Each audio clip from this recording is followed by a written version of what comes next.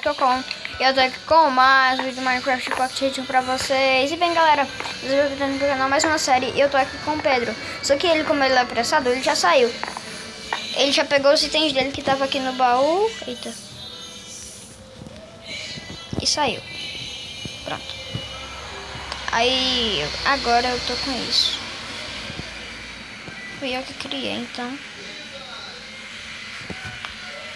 Vocês devem estar se perguntando como eu acabei de criar esse mundo. Aí vocês devem estar se perguntando como eu estou com uma espada de Dima, uma picareta de Dima, uma pá e um arco encantados e um peitoral de Dima. Não, oh, que legal. Ai, minha boca. Bom, eu tô aqui em dúvida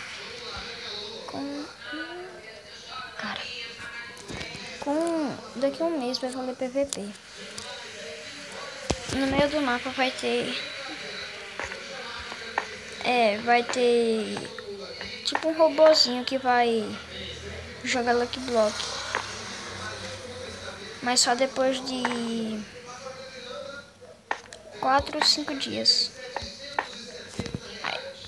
Minha calça tá bugada quando eu ando, que legal, ó. Fica vermelho. O vermelho é de tomate, que é a melhor fruta do mundo. Bom, galera, eu tô com poção também, eu tô com super pulo, invisibilidade, night vision.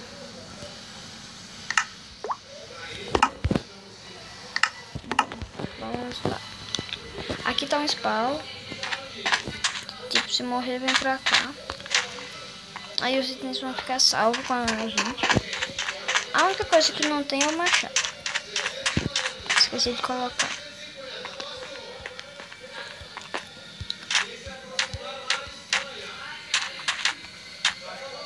Esse server, ele é muito louco. Porque todo mundo pode entrar nele. Quem entrar, pegar os itens ali no baú. Porque eu preciso tipo um sistema de redstone que vai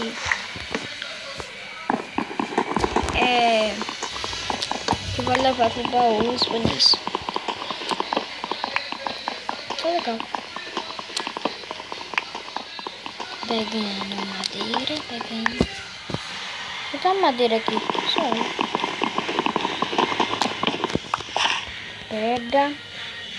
Árvore de novo.